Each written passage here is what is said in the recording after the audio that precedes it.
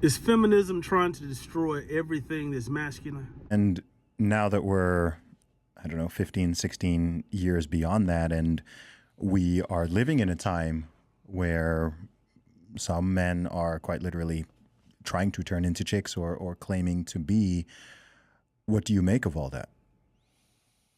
I mean, I think some of it is environmental. You know, you can only be exposed to so much plastic, you know, before you start messing with your chemistry.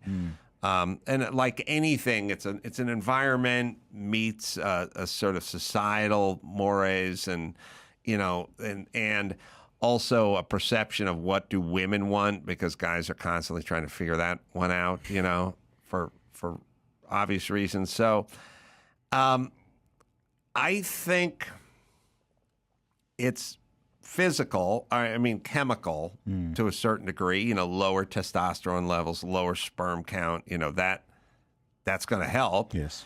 And then it's also constant bombarding of, and I grew up with this, you know, like if we had a woman president, we'd have no wars, you know what I mean? Like there's a lot of a woman, if we needed a woman. And then you see the commercials and it's the husband's a buffoon and the woman's smart. There's, you know? there's a lot of media messaging, and has been for the past several decades in the world. I'm 39 years old, so I remember a time when men were the head of their households. I remember a time when women were extremely feminine. I can definitely remember a time when men protected women. And if you ever did anything to a woman that was disrespectful, every man would stand up for that woman.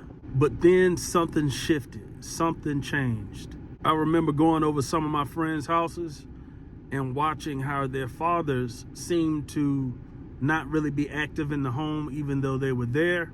They kind of just turned over their checks to their wives. And usually you found him sitting on the back porch or outside somewhere where he could get some peace. Their mothers became extremely dominant and disrespected their fathers. And a lot of these women, even when I was younger, could tell that I wasn't quite like their husbands or like their sons. I was naturally more aggressive, and I had a natural inclination not to bend to their wishes.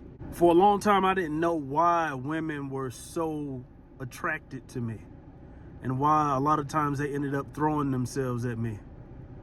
I think it's a combination of the neighborhoods that I grew up in. A lot of women say they want a guy who's like Tupac, that grew up in the streets, or a reformed street dude. And I happen to have grown up in the projects in some really rough neighborhoods. Not only that, I also had one side of my family who was very well-to-do. So fortunately, I'm able to survive in both worlds. I recently watched a conversation between Zuby and Adam Carolla about how feminism has tried to destroy men. I'm gonna play a few clips of it now. We'll come back and forth and I'll talk about it a little bit. And I definitely want to hear your experiences and what you've seen. Check this out.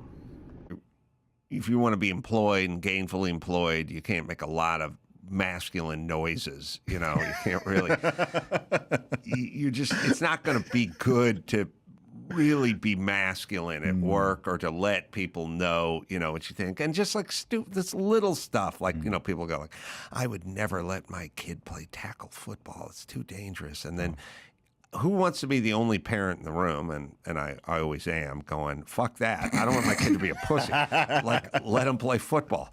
Like, you see, there becomes a herd mentality, and they start agreeing that the woman's side of the aisle is more evolved. Yes. They are evolved, and they think in a better, more evolved way. And we need less and less men. We don't have loggers anymore. You know what I mean? We don't have, we have loggers, but we don't need vast numbers of guys who can walk along I-beams and put hot rivets into skyscrapers and stuff. Like we're breeding them out. Like we just don't need we need people doing coding, you know what I mean? And, you know, working in the gig economy and stuff. We don't need guys with big forearms who can handle pain, you know, taking care of business at a logging camp, you know? So, I would say it's a lot of forces that are pushing us